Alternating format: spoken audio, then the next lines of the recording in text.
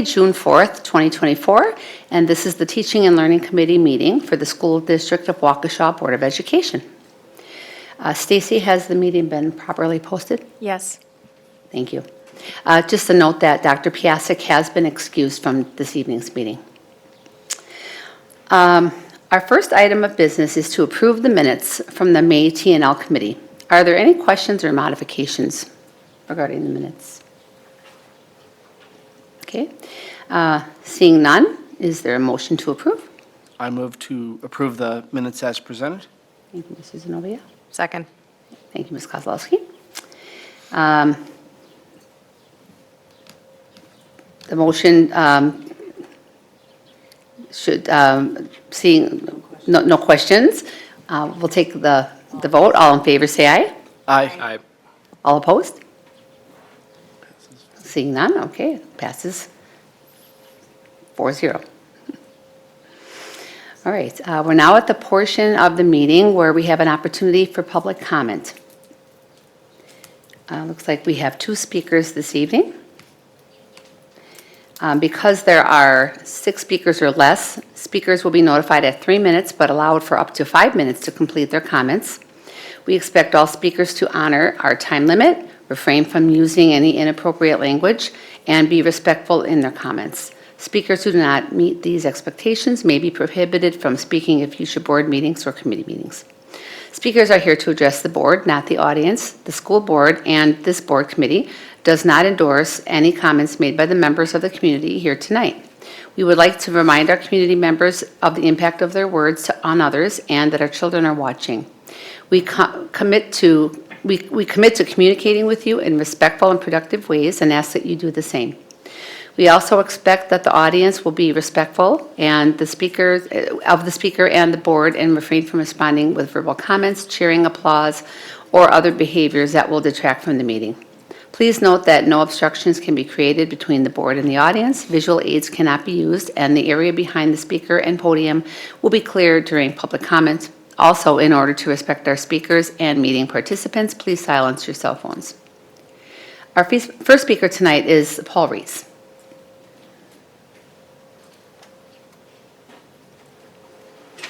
Good evening. I want to talk about 4K and my disdain for it, or at least the tremendous waste of money I find it, and that's why I really don't care for it too much. 4K, I'm going to go, last time I missed up. I lost it on a real simple point. We have 4 4K programs in Waukesha. There's a dual language all day, there's all day, there's half day, and there's a dual language. There's 4 different programs. I should have wrote them down. All day dual language. I think there's a half day dual language and then full day regular and full day, or half day regular, 4K. Anyways, there's four of them that we have here in Waukesha. Which one's the best one? Which one shows us the greatest outcome by 2nd grade? Which one shows any difference by the time the kids start 2nd grade? Which one has the greatest outcome? Which one is showing the best investment in our time and resources? And I guarantee you no one could answer me that question. There is no answer to it because there is none. It has no greater outcome. It's just a glorified babysitting course. Matter of fact, when I was in school, you know what kindergarten was? Half day. The hours between half day kindergarten and half day and full day 4K and full day 4K kindergarten, that's a tremendous amount of hours. Where's the benefit? We keep saying we're going to move education forward, and we don't see any benefit in this. Milwaukee's in deep trouble with their 4K, their Head Start program. You know, we put this in place here, and it is, no one has it around us, and no one's doing worse around us than we are because they don't have it. And I just have, this is my personal, I just see it as a tremendous waste of resources and effort and focus that we put in on kids that are just out of diapers that we're trying to babysit for. And it's a very expensive form of babysitting. If you look at how many schools we have, these take up like a couple classrooms in each school. Well, take that all out. How many schools can we combine then? We're using up space and resources on something that really we have no outcome for. There's nothing benefiting us educationally. And it is insisted that this is how we do things in education, and we just go backwards. We see no forward movement in education. In the last 20 years, nothing goes forward. Everything just keeps going in the wrong direction, and it's the throwing money at a problem that bugs me. That the only reason, the only solution to anything is throwing money at it. I used to like Patrick Moynihan. Patrick Moynihan was a senator way back when, and he could come up with a great analogy, and he could put forth great ideas, but then his solution to it was more money. He could define things really well, but the solution, more money. Well, it's not the solution. It hasn't worked yet. But look at all the money MPS throws at the problem and what mess they're in. So anyways, hopefully this board will look more at solutions than just throwing money at problems. Thanks. Thank you. Our next speaker is Carrie Duvall.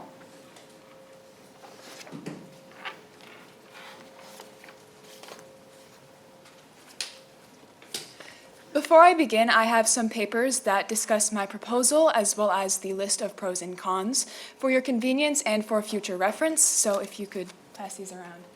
Thank you. Good evening. My name is Carrie Duvall, and I am a rising senior at Waukesha South.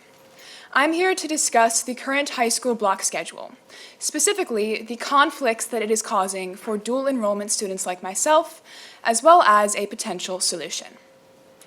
The problem with the current block schedule is that it is always alternating, and as a result, it causes conflicts with set college schedules. For example, in my case, I have a morning college class next year that interferes with blocks 1 through 3. Due to the alternating schedule, I am prevented from taking classes at my high school in blocks 1A through 3A and 1B through 3B, depending on the week.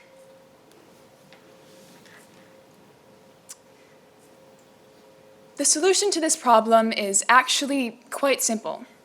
Instead of alternating the schedule every day, we only alternate one day each week. Provided in the paper that I have provided is a sample schedule that follows my proposed solution, with Fridays being the alternating day. By following this schedule, my college class only interferes with blocks 1B through 3B, since it is on Tuesdays and Thursdays, and that day is always going to be a B day.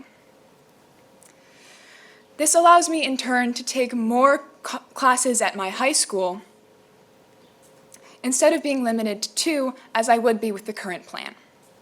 Now, the benefits of this proposal are as follows. 1, it allows for students like me to spend more time at high school and prevents us from being forced to take online classes due to scheduling conflicts.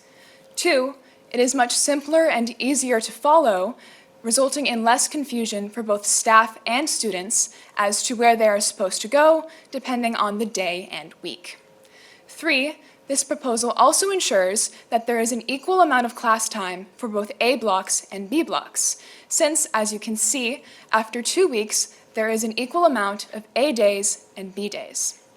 And 4, this proposal prevents conflicts with college schedules, work release programs, co-ops, and other student obligations. As many of you know, I have already been corresponding with various members of the district about this topic. As a result, we have discovered a potential issue with this solution.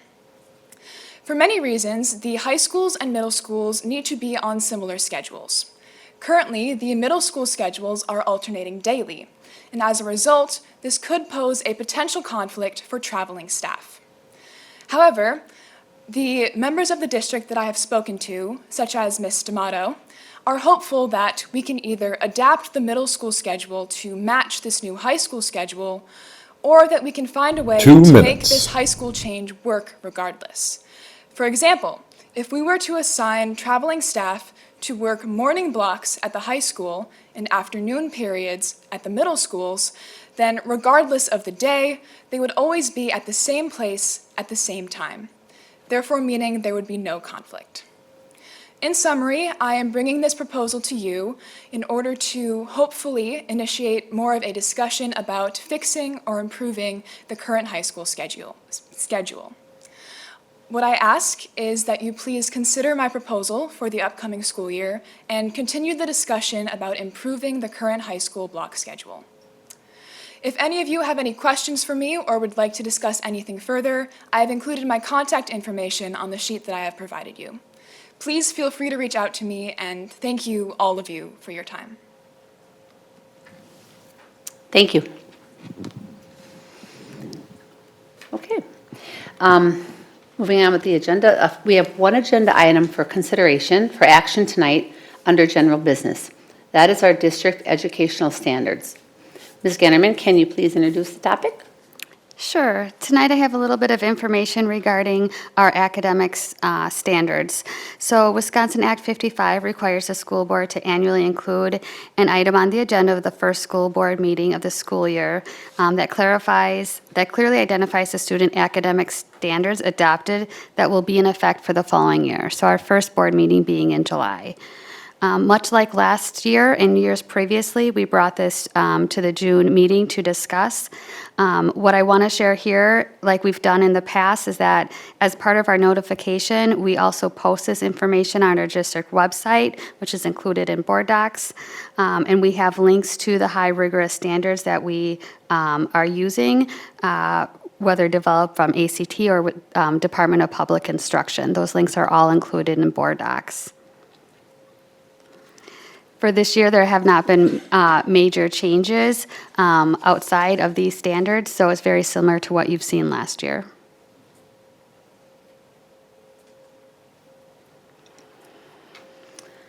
Okay. Any discussion or comments?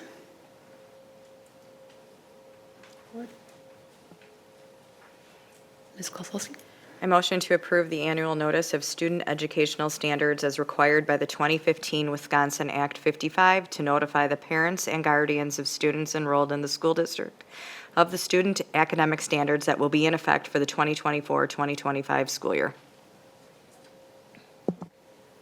Second. Okay, seconded by Mr. Brooks.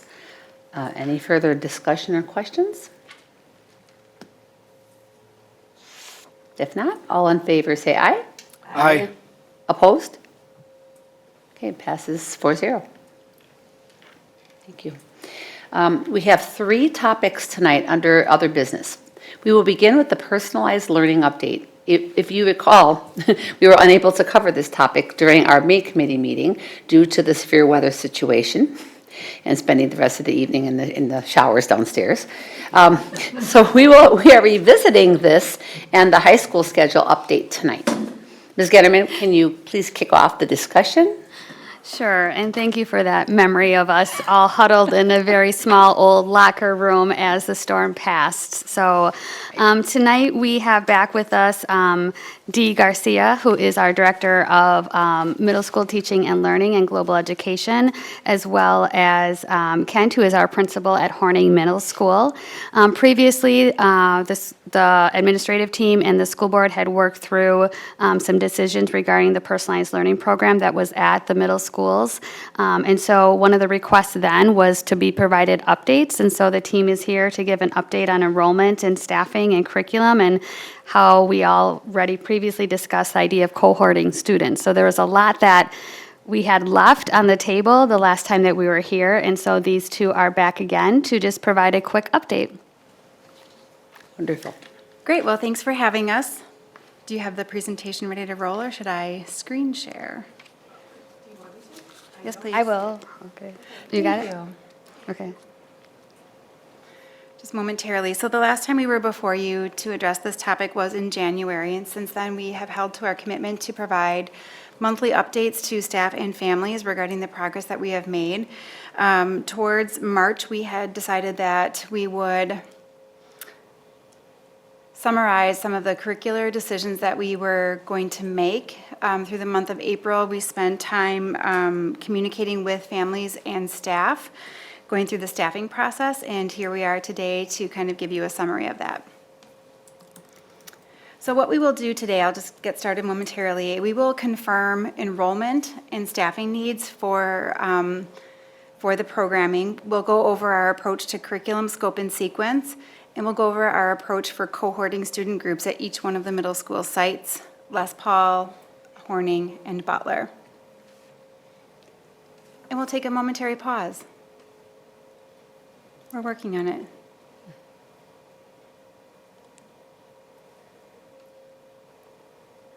Thank you, Dr. Siebert. I appreciate the assist. That's what friends are for. Okay, we can move on to the second slide and go on to the third.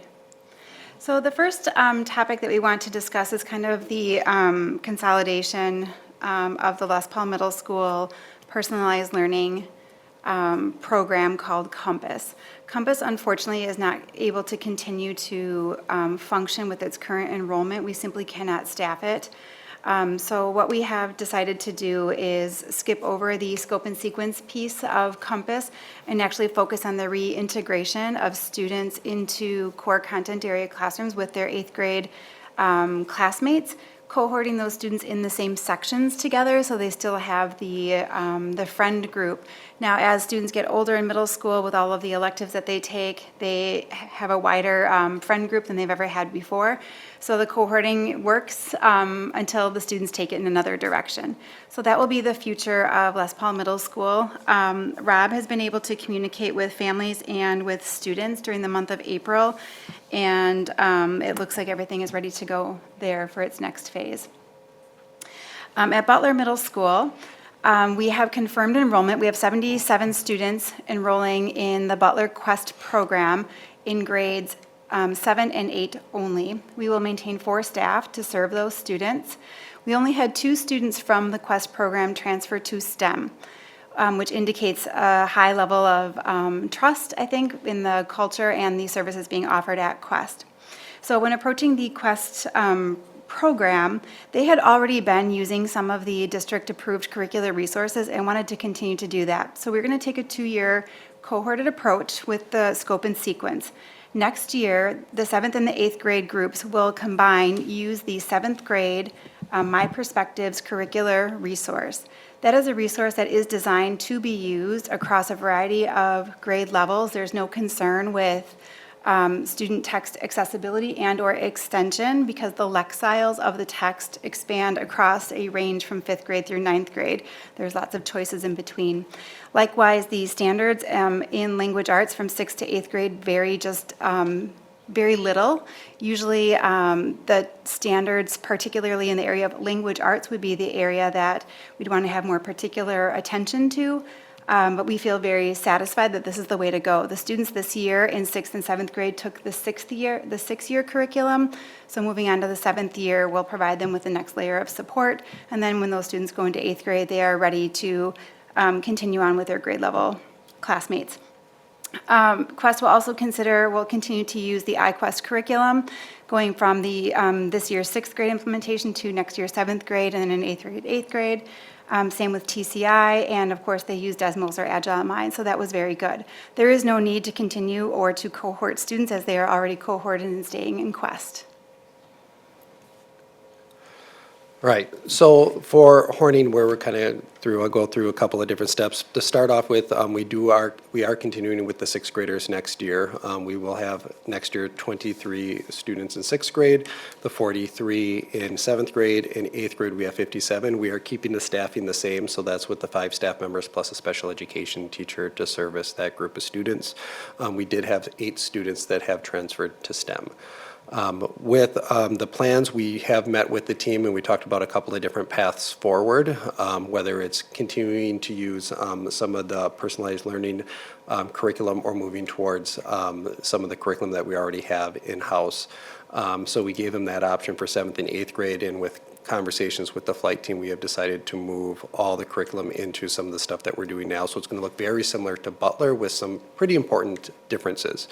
So a couple of things that we're going to continue to do at Horning with flight is that in advisory, so that's that morning homeroom-ish type time, that will be mixed. 6th, 7th, and 8th graders will be all intermixed during that time. The 6th graders will then be cohorted, so they are making sure that they get the 6th grade curriculum across the board. And then the 7th and 8th graders will be intermixed. So 7th and 8th graders will be in classes together. They will all be receiving the 7th grade curriculum in My Perspectives, Desmos, which they already are doing by grade level. and then 7th grade iQuest and TCI, and then that will roll into 8th grade for next year as well. So we have that part planned out. We did also message that out to parents. There was a little bit of confusion with some of them and had some great conversations just explaining what that meant, because I can understand where some of them were coming from. It's a little bit complex.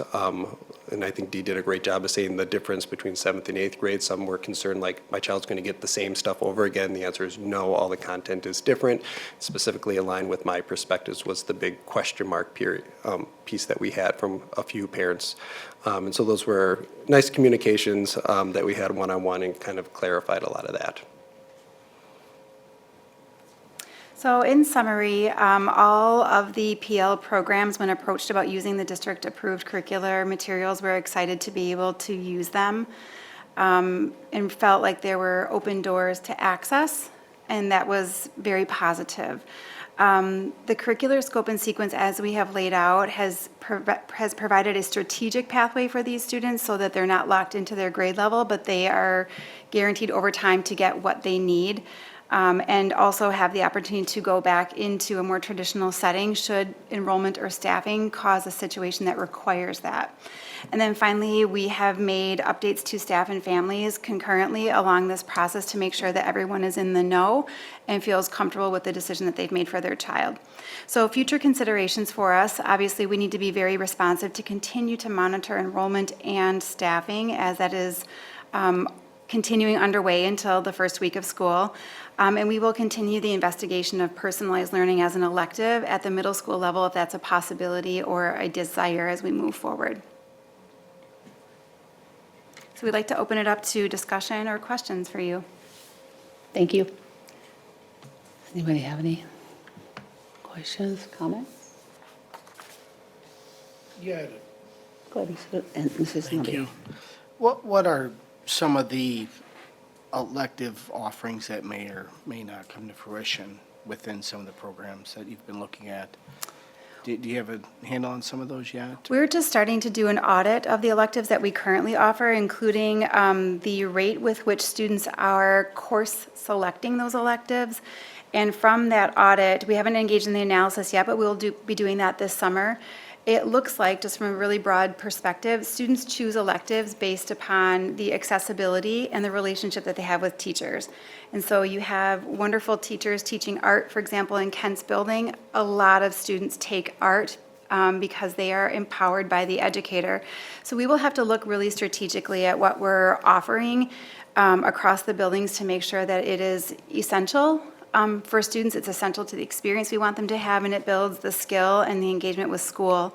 So it'll be a sensitive process, but we'll start that this summer. And I do believe it will just be different by building based upon educators and educator relationships. I would say the other thing that we have to be cognizant of is that when you bring in electives is that you have a critical mass that want to take it. Because high schools, it's a lot easier just to shut stuff down and shuffle kids around. It's a lot harder at the middle school level. The other piece is that you don't want, typically you want to try to shy away from teachers teaching just one class out of an 8-period block, that's the only time they teach that singular class. So you want to try to figure out how many students will actually be taking some of those classes. And whenever you try to do something new, that's where it gets difficult because it's hard to project those things. I'd say also students have a lot of priorities. If students Yes. love music, if they love French, sometimes they have to make decisions. And this happens for every child in 8th grade through 12th grade. You can't always have all of the choices that you want in the 8-period day of school. So we do our best to accommodate children's first, second, and third choices so that they're getting most of what they need and want. Okay, thank you. Ms. Glass-Halsey? Thank you. I just, looking through all of this with the significant discussions that we had, ultimately, where we're getting to is allowing everyone to be using the exact same curriculum. Granted, it's staggered as we get through that to make sure that they're caught up for especially the 7th, 8th grade level. But we've moved now that I don't have outdated, differentiated curriculum, that we don't have a scope and sequence that's hard to follow up, professional development. So our students are all learning the exact same materials through the exact same tools, texts, structure, scope. and phasing out. And the only big piece that I think is the distinguish, which makes it the elective, and I'm absolutely drawing a blank on this, which was the big project work that is done every year. It's, That Future Cities, thank you, which STEM has a far more extensive Future Cities development and piece has on that. But I like this. I think we're getting to where we need to do, which is getting all of our students to be moving at their level, at their pace, within the correct rigor that we wanted to. I think it's just an interesting piece that, you know, it's the same thing across our students, whether you want to call it PL or not. I mean, in middle school, we're effectively offering personalized learning to every student that's enrolled. thank you. So, thank you. This was a good update. Thank you. Okay, well, I would like to thank you both very much for the very detailed presentation and update, and look forward to hearing future updates as well, how it's going. Thank you. Thank you. Appreciate it. Thank you. Okay, all right, moving on, our next discussion topic is the high school schedule update. We will be joined by Laura Ryan, okay? And this topic was also one we began to discuss at the May meeting and were unable to complete the presentation that evening. So we'll try again tonight. As Laura gets set up, I do want to just kind of take a step back and say previously the board had approved the high school schedule change to that block schedule. And as requested, we're providing a bit of an update tonight on what's been going on, what are our next steps. And so Laura Ryan is here to share on behalf of the high school team. Great. Good evening. Taking a little time to, let's try that again. There we go. Okay. Good evening. So last time I started, I think the thunder was starting, and then I got like 2 slides in. So I am here to update you on how the high school has been prepping for this transition into the high school, the new schedule for next year, the block schedule. So just as a reminder, last year, 22-23, a team began investigating various high school schedules in order to meet several instructional priorities that I described in my video overview. And then this kind of shows you the timeline. By the summer of 2023, last summer that team had solidified their desire to transition to an A block and a B block, A day, B day block. And in October of 2023, the 3 high school principals and I presented to this board the plan to implement a 4-block A day, B day schedule at all 3 high schools to start in the next year. And this is the schedule that they arrived at. You can see in the right some of the benefits that provides, just 4 classes a day, extending our classes to 90 minutes. We have a homeroom period at the end of each day. It slows the day down. Teachers will still have 1 prep a day, and extending class periods for lab settings and all classes. In October of 2023, the principals came back to the board and shared these benefits, similar to the priorities that we had outlined in early 2023 to transitioning into the block. Some of those are reducing transitions with less transition time between 6 to 8 classes, still allowing all courses to run year-long, having both teachers and students focusing on the 3 to 4 classes a day, really slowing things down, slowing lesson planning down, allowing for delivery of the new curricular resources. One of the things we found in our practice week, and I'll speak to, is that the students were saying, oh yeah, we got way more into it today, with the extended time. Still fits in with the current start and end time, and it continues to support student-centered scheduling. We still have, actually provides more choices, more classes for students to choose from, more room in some of those classes, and similar situations. In November of 2023, then, the same team of high school principals shared what we all learned from a school visit. We had visited a neighboring district who had been on block for, I think, close to 20 years. Our principals then also communicated their plan to communicate how they were going to transition to families, and also the professional development we were developing with our staff, with the ultimate goal of implementing the schedule next school year, 24-25. So that brings us to the spring of 2024 and what we have been doing since November. So during January, we had a Winster Institute. During that time, all 3 high schools had a common launch, and they provided a common message to their teachers, which I'll speak to on the next slide. All departments, science, math, art, all contents then broke out and discussed and did some practicing with what a 90-minute block would look like in their content area. They were also given time of our district PLCs, our course alikes, to start planning 90-minute blocks. During this time, teachers also voted to do a practice week this school year. That practice week, we all engaged in the week of March 18th, and I will speak to in the next few slides about the survey results after that practice week and some of the information I found during my site visits. We are using this time and summer where we are working with our PLCs on developing strong instructional practices for each department, each course alike. We are planning what we are going to do for our summer institute when teachers return in August. And then obviously we are going to continue to work out the kinks. Some of the common messaging that our principals shared with all of their staffs was what we call our instructional guarantees or our instructional commitments that was developed by a district team. These are some of them, certainly not all of them, but some key points here of that our classes in a 90-minute should be and will be chunked, so we'll never have a 90-minute anything.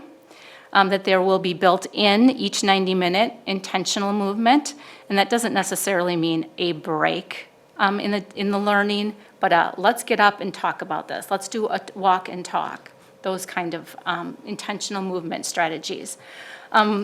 We're developing teachers with mini lessons, mini lectures, 10-minute lecture, 2-minute this, 2-minute this, 10-minute lecture, 2-minute, 2 minutes. Small group instruction, how are we using some of that time then to meet with some of your students who maybe didn't get it the first time and need a little extra teaching? How are you using small groups in that 90 minutes?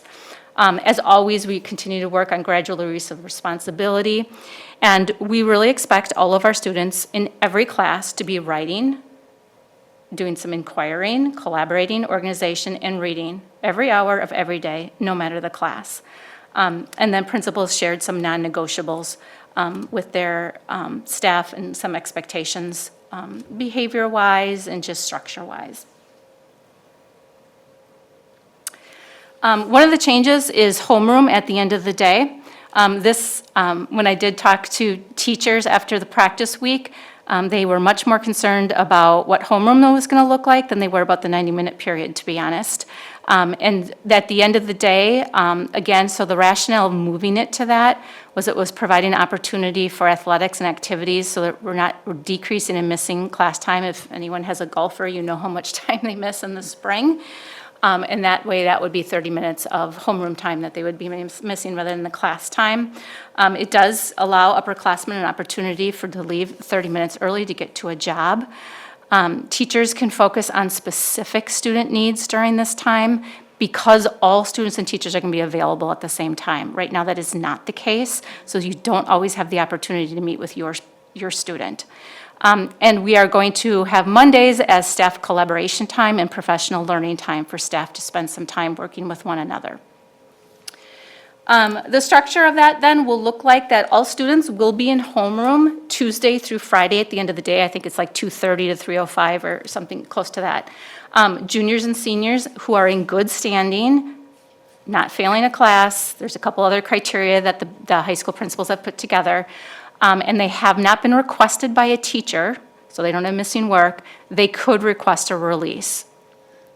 Students will have the option of remaining in the buildings on Mondays for staff collaboration time, or they could leave early if they have a ride. So Monday will be teacher professional time. Tuesdays, all students will be in their homeroom for their traditional homeroom or ACP lesson. That is currently this year happens on Mondays.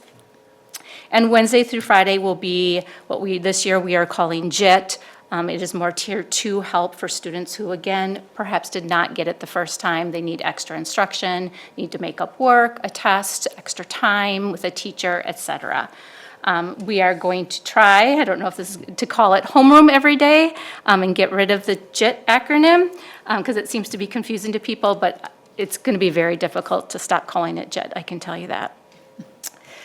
The week of March 18th, all 3 high schools did go through the whole practice. I think they did a regular Monday, and then they did the 4, AB day, for the rest of the week. This was, keep in mind, the week before spring break. So it did have its challenges just based on the time of the year that we chose to do the practice. I visited all 3 high schools during this week, and I met with several teams of teachers and just kind of like randomly surveyed students that were in the teachers' classrooms or that I caught in the hallways and stuff. So going through all of my notes and all of the principals' notes of those days, we came up with kind of these themes. And our celebrations were certainly, and we heard it was more productive, and it led to better quality. It leads to better quality work. I had art teachers tell me this, and I had English teachers tell me this, whose kids were writing essays. Simply the less transitions made it feel more productive. Teachers felt that their planning was focused, much more focused, because they only had 2 lessons to focus on.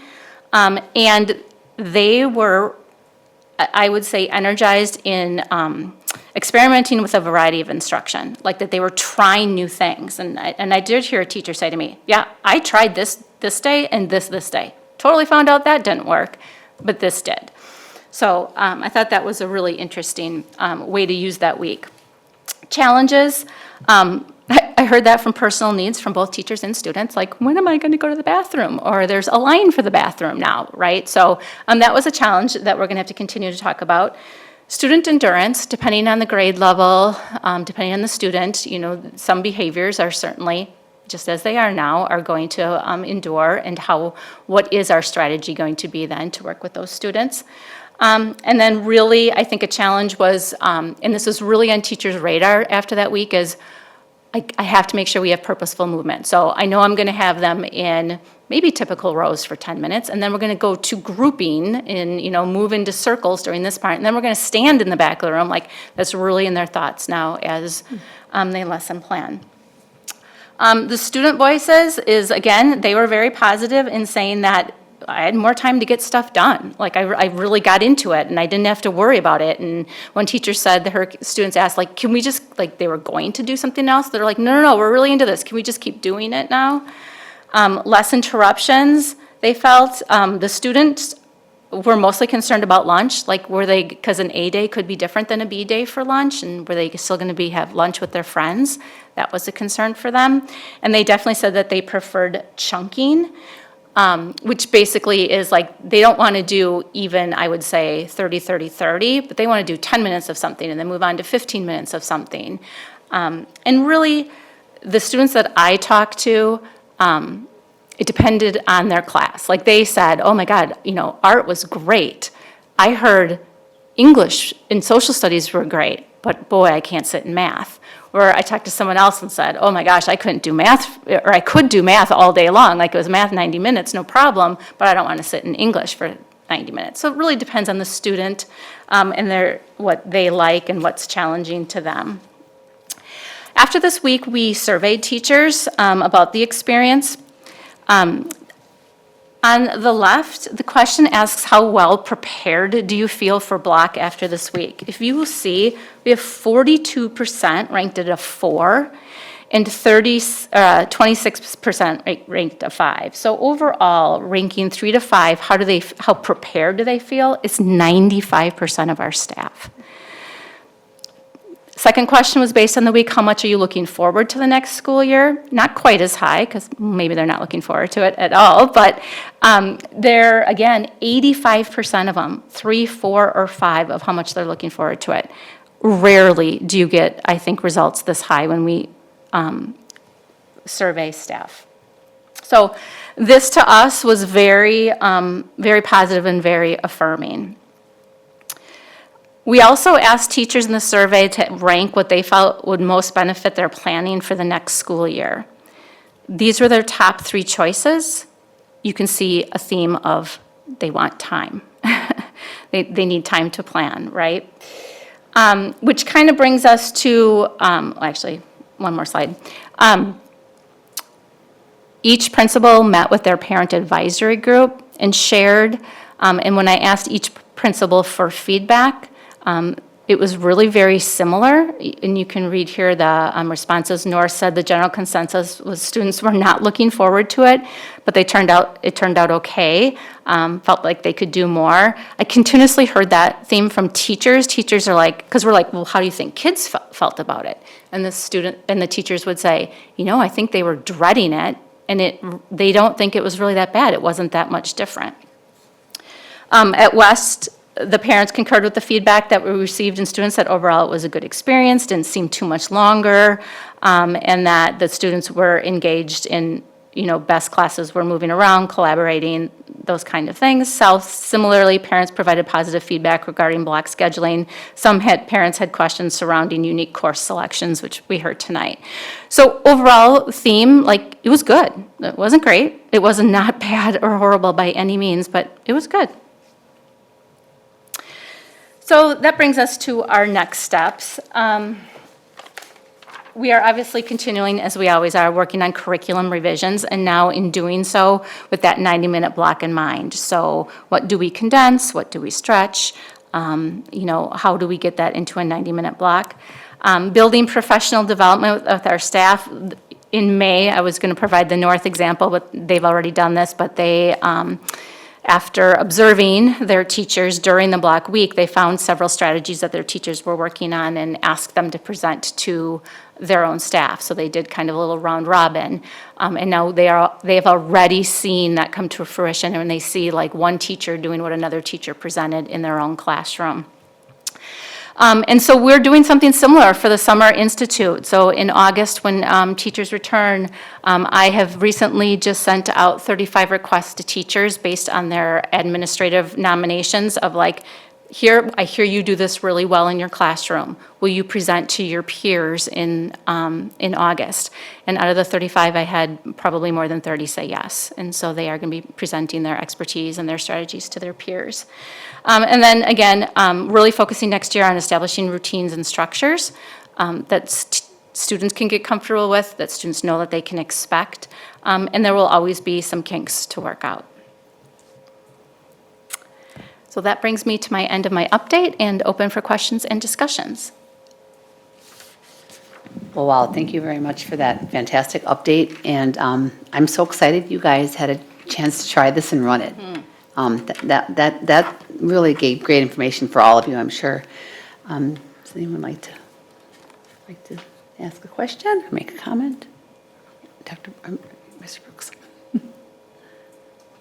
Thank you. Thank you for being here and for all the work that has gone into this. I know when it comes to something as large as overhauling how we conduct our schedule, it can be, change is hard. And there's going to be hiccups and everything that come along with it, and that's why I think there's a lot of benefit to doing this trial run now and being able to kind of anticipate things going into next school year. I love block scheduling. First time I ever had any experience was when I was student teaching, and I was dreading it because I'm like, there's no way I can do a 90-minute block without losing my mind. And I loved it. I share a lot of the sentiments that a lot of the teachers expressed, and a lot of the students, that you feel like you have more time. It allows for a lot of deeper conversations. It allows you for more time to work one-on-one with students who may need it. What would be nice, what was always nice too, is if there was especially as a student teacher, if there was another teacher who had the same section, same course on an A day, and I didn't have it until a B day, I'd be able to collaborate with them and say, hey, how did this lesson go? And then, oh, hey, this didn't go well with my students, so it kind of allowed me to anticipate difficulties and adapt on the fly. And from a student perspective, I think there's a lot of benefits to, especially when it comes to mirroring what a college schedule looks like. So I'm very excited for the upcoming school year, and encouraged to hear that a lot of students who were initially maybe reluctant to this realize that it's going to be okay. I mean, I know when this first came about, I even had some friends of mine say that they didn't know how this would go, and I'm like, just let the process play out. It'll work itself out. I do want to touch on what our student speaker said earlier regarding the how this affects people enrolled in dual enrollment or work release programs. Obviously, I wasn't on the board when these conversations first started, so perhaps I am just missing something. But I just wanted to see how those considerations were taken into account, and especially with UW-Waukesha and WCTC merging soon. Presumably, there's going to be more students going to WCTC, and that could affect how they structure their course load too. So just kind of an open-ended question, but thoughts on some of the ways that we can accommodate dual enrollment students to make sure that they're able to fit everything in as well. Yeah, definitely. I think that was one of our concerns early on, was how it would affect our dual enrollment students in ECCP courses. And we knew it would take some creative scheduling. And I think Dee said it best actually in the last thing, is that sometimes there's hard choices to be made. You can't take everything, right, that you want to take. And especially some of these students who are involved in everything and want everything, like we do have to make some choices. I was just talking to Carrie actually before this update was made before this all came. So, and I said, when I got her email, I read it, and my first reaction was like, this is brilliant, right? And then I'm like, okay, Laura, but there's pros and cons to every schedule, right? What really stood out to me was the stability of a Tuesday, Thursday schedule, Monday, Wednesday, or Wednesday, Friday schedule, right? Like that stood out. So knowing that any schedule has its pros and cons, I'm like, I have to reach out to the experts here. So I reached out to my master schedulers on their take on it, and I reached out to middle school principals specifically, because this is going to be a system change. Whatever the schedule is, we have to stay with the middle school. We share teachers, so they have to be on the same A-day, B-day schedule. So we're in the process of doing that now, like what are our benefits, because this solution will definitely fix that issue, but it may bring up other issues, right? And that's what I'm trying to determine. What are those? How many students are going to be affected by it? So that's where we are. What I just learned today is that middle school used to have a schedule like that, and there's a reason they don't have it anymore. And that's what I'm curious to find out, is what that is. So we're working on that. And then one other question that I had, and I kind of thought of it during the previous committee, but in terms of feedback, how did special ed staff, what were their thoughts on this? Because obviously the way that they navigate a block schedule is going to be a bit different from a general ed classroom teacher. Yeah. We did interview at one of the schools. We specifically talked with some special ed teachers, and they were very honest, and they said, we think we're the outliers in special ed. We loved it. But they also admitted, like, we think we're the outliers. I know that the special ed teachers are being extremely creative in how they're scheduling those students, and how they'll be popping in different courses over a 90-minute block, and probably working with different groups of students throughout that.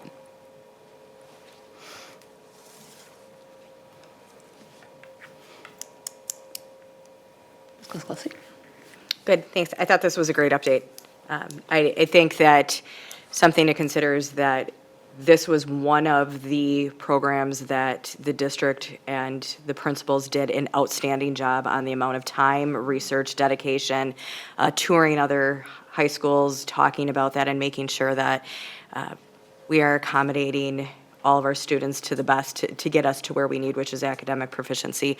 I do want to second Mr. Brooks' comment. I mean, we did think that the feedback that we received, as well as the presentation, were just superb. to the point that I don't think we'd actually, as a board, specifically take the time on one thing, but extremely well thought out, extremely well-versed. And unfortunately, it's just one of those things as a district that we can accommodate. I mean, we've got 12,000 students that we're trying to navigate their career path through education. If we could, we would, and Right. I also have been experienced with my children who did dual enrollment at how we get creative. And it's a partnership with the district, the parents, and the student, but it can be done. Yep. Thank you. And I'll just conclude by saying I wanted to thank Ms. Duval for her eloquent email and even more professional explanation of the schedule. It was very creative, and it's excellent. And I love that you're considering it and that you're going to do all you can to see if maybe something like this would work, or how we can accommodate those students that are in the dual enrollment programs, because that is a huge hindrance to them. But again, thank you. That was wonderful. Anybody else? Yep. Thank you. Okay, thank you so much. Thank you. Thank you. Okay, our final discussion topic for the evening is the planetarium. Ms. Gannerman, once again, would you kick us off with this one? Sure. Well, we have another guest joining us. So joining us is Lisa Sweeney. She is the director of the School District of Waukesha Planetarium. It's kind of like a hidden gem that we have here in our community. Tonight, what we'll be doing is just sharing how Lisa's role impacts our students across the system, and just what a great resource that we have out there as one of the things just to highlight throughout our great system. All right, well, thank you so much for having me, and I really appreciate that, the opportunity to give you an update. So as my title starts here with the planetarium, really, the planetarium is unlike any other.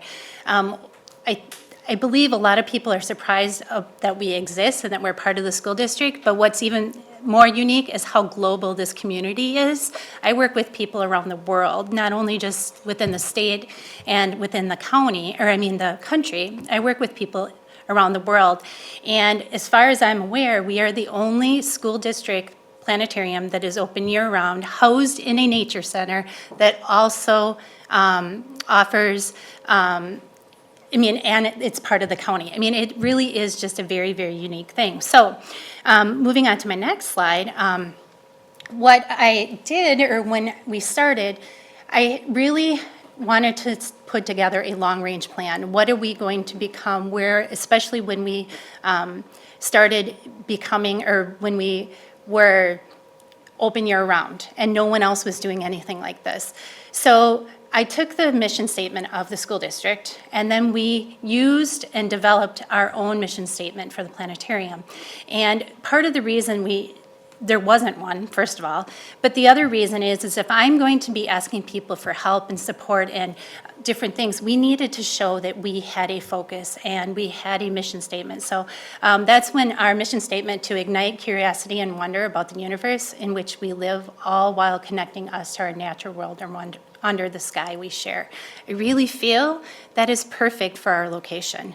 And it really also brings together the school district's mission as well. So, what are we today? Well, when I started, 1st through 8th grade came out every year to the planetarium except for 4th grade. We now bring out all students K through 8th grade. And they get to come visit once a year. We made sure to align that to when they're being taught specific topics in the classroom. Besides our students here in Waukesha, we also have approximately, this year we had 8,000 outside students from surrounding school districts. And then we had 20,000 public visitors. Now, that is unique, and in that we offer public shows every Wednesday and Saturday. So during COVID time, it was a perfect opportunity to try public shows during a school day, and it took off.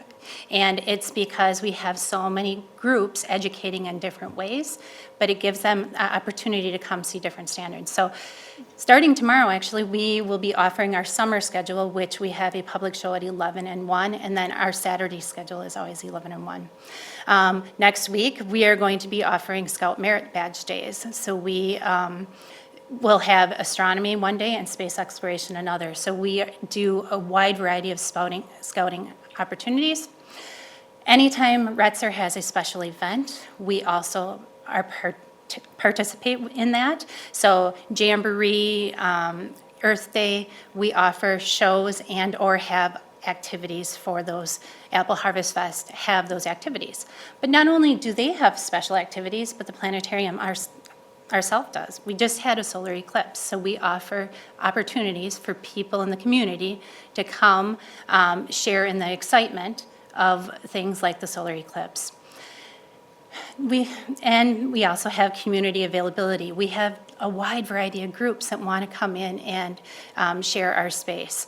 And so we've had weddings and birthday parties and engagements and you name it. And I really haven't said no to any of those opportunities because it's a chance for them to come in and see this amazing facility. And then from there we can, who knows how often they'll come. And then we started just recently, a few years ago, doing outreach programs, and we have 4 different outreach programs that we offer. We have one called The Sun and Sioux Familia, which is on the planets. We have one that's a telescope clinic, so we teach people about telescopes. Another one that we have been doing is Tales and Tales of the Night Sky, where we talk about different constellations in the night sky with young kids. And the last one is we offer star parties, where we bring out telescopes to that facility. So what does it look like? What does their time, Waukesha students' time look like? Well, one of the things that when I started again that I heard kids coming in saying, I saw this show last year, or I saw this show last week when they came for a public event. And or the other question that they always asked was, where's the train? Because if you were ever there. And so Dave did take the train with him when he left. But right away, it got me thinking, why are we using the same shows for the public that we're using for school groups? And not all the shows that we were using, because the system was new, really aligned up with the curriculum. So we started writing grants. That's where our mission statement came in. And with the help of the district did buy the first show, the grade level 1 show.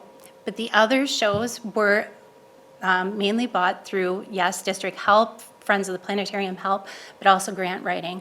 So we hopefully, fingers crossed, Colorful Universe, should find out in the next week or so if we got a grant for that. But then we will have a brand new show that aligns to all the curriculum at all grade levels after that show. So fingers crossed, we will have that in the fall. So programs are an hour in length. Those featured presentations are about 30 minutes in length. And then the other 30 minutes while they're there is they have a specialized star talk. And the specialized star talk in this situation, most of the time, is just what's up in the night sky. We just talk about the different planets and maybe the different events that are happening. But sometimes they want more specific things. And so we've designed a wide variety of specialized star talks that are also, if teachers want to hit a topic like the moon, we could use our planetarium system to specifically hit a ton of targets and a ton of information using in that situation about the moon. So there's a list of all the different specialty star talks we have. Another thing that happened shortly after I started is I had Professor Bob Benjamin from the University of Whitewater contact me and say his role as an astronomer and professor at Whitewater was changing, and he needed to start doing more outreach. And he thought, what a great connection that he had this beautiful, amazing facility right down the road. And he asked, is there something we could do? So we started where he does the Star Talk to all all middle school students.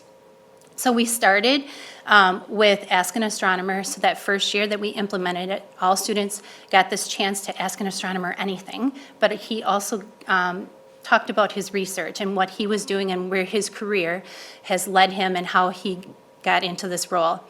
The following year, we introduced citizen science. So we were allowing students this opportunity to become scientists themselves and get involved in astronomy. And then the last year, it was the changing earth, the changing sky, and kind of the doomsday, which students love hearing about what could happen to us. And so by the time the third year rolls around, then we were able to do every year, those sixth graders heard the first talk and so forth. Now, Professor Bob Benjamin retired this year. So I didn't know what was going to happen. He loved this so much that he is taking Thursdays off, and we made sure all middle school students just to continue. I also felt like it was very well received with middle schools.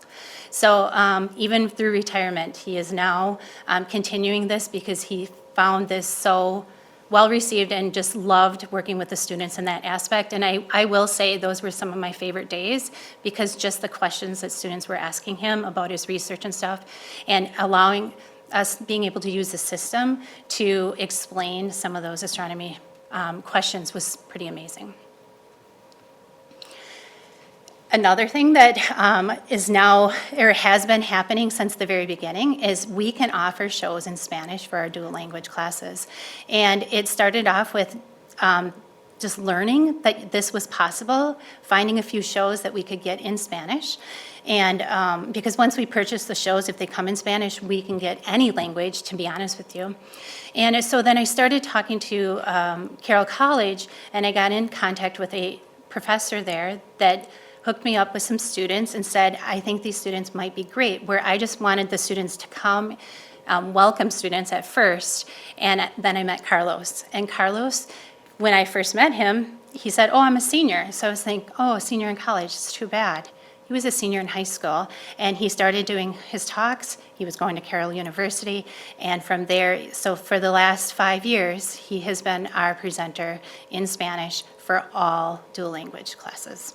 And we just worked around his college schedule. He has since graduated this year and plans on continuing because he just loves it.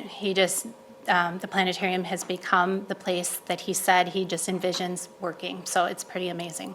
So what could be a goal from this? Getting the word out to other non-dual language or dual language schools and other communities and areas that we have this opportunity. This year, we started open captioning, and these shows, we wrote a program, or one of the team members wrote a program so that we could put the script up on the dome. So we can now, for anyone that has hearing issues, they can read the script through right on the dome. So all the teacher has to tell us is that they would like this service, and we can easily add it up on the dome if we know beforehand. This is something we've also added to our public show schedule. The last Saturday of every month, we now offer open captioning. So it's kind of just in our brochure that this is what we have the possibility. So besides having open captioning, we also did that in Spanish too. So if you have a class that most of them are English speaking, but they can have the Spanish subtitles up there. And going along with that, again, trying to include everyone and trying to think bigger, we added a FM Wi-Fi assistive listening system. The issue with that is it only hits 4 people because there's only 4 battery packs. So this summer, one of the things that's going to happen is we are removing the carpeting, and there's going to be some upgrades. And with that upgrade, it's the perfect time to add an inductive loop system where anyone that has any hearing device can just, with a T-coil, can just automatically loop right into it. So really, if we're hopefully going to have 94 seats at the end of all of this, so 94 people could come in and hear in the sound that they need. New again this year as well is we wrote a WEF grant, and we won it. It was also part of the Generac for solar telescopes. So this year in fifth grade, it made the most sense looking at the curriculum, what grade, plus it's a little advanced skill, what grade would benefit from this? So we taught, besides the Star Talk, we also taught students about telescopes. And we also, if the weather was nice, we gave them the opportunity to use the equipment. So it was a chance through a grant to use STEM equipment and have that firsthand experience. And it's perfect timing, to believe it or not, because we're in a solar maximum, which means the sun is very active right now. There's a ton to see on the sun. So just having that firsthand experience has been really amazing this year.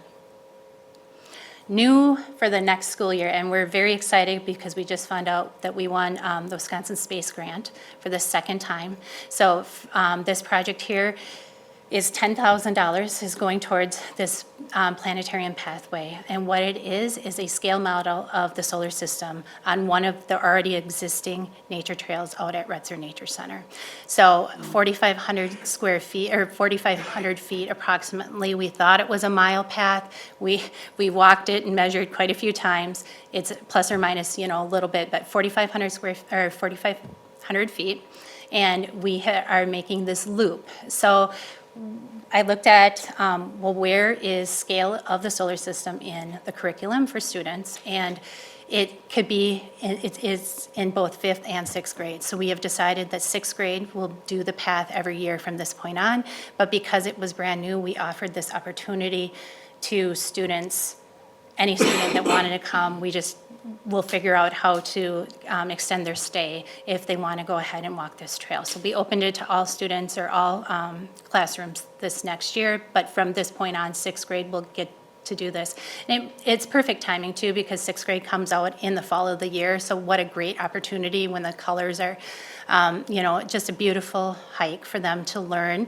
And the unique thing and interesting thing about that is that there is a QR code, and they can actually use the QR code through an app, and then not only what's on the signs themselves, but they could scan in and learn about the planets as well.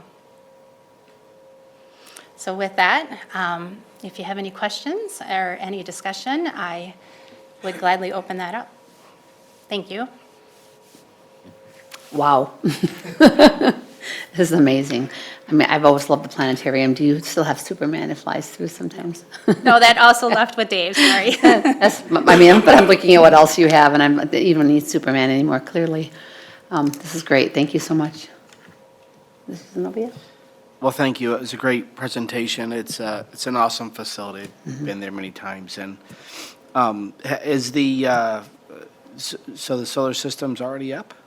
The solar system trail, I just finalized the signs. It is an overseas vendor, so there was some working with that. They're in production right now, and we should be getting them in July. And then a young man who is doing his, I knew someone was going to ask this, and I draw a blank. The Scout, I have a Scout going to put those in as part of his.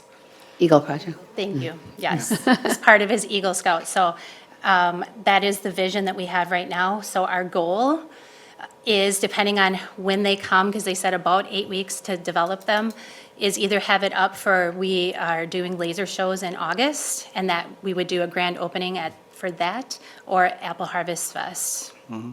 So we would like to kind of unveil everything at that time. Sure. Okay. Excellent facility. Love it. Great job. Thank you. Thanks. Ms. Kozlowski? This was amazing. It's not so hidden, but I feel like it's a hidden gem that just does not get voiced enough. And to hear what you've just walked through was mind-blowing for me as to the integration. I mean, I knew it existed. I knew there was the connection and whatnot, but to see all of this was really impressive and very cool. This is a very unique opportunity for SDW. Awesome, thank you. Mr. Brooks? Yeah, thank you for presenting, echoing what Ms. Kozlowski said. I was blown away by all the different programs and different opportunities that we offer. When I was working in the Waukesha School District, they have their planetarium in the high school, but the fact that we're a year-round facility, and then that there's opportunities for kids and members of the public to engage in the summer months as well, I think is really great. I know quite a few students of mine in the past who would have loved to have those opportunities to be able to enjoy that during the summer. So thank you. You're welcome, thank you. Thank you so much. All right, thank Again, you. Wonderful, wow. Yes, thank you. You're so fortunate. Okay, are there any requests or suggestions for future agenda topics? Okay, seeing none, that concludes our agenda for tonight. Thank you, everyone. We will be back next Wednesday, June 12th, for our full board meeting. And as a reminder, beginning in June, our full board meetings will start at 6:30 PM instead of 7 PM. Have a great night. Thank you.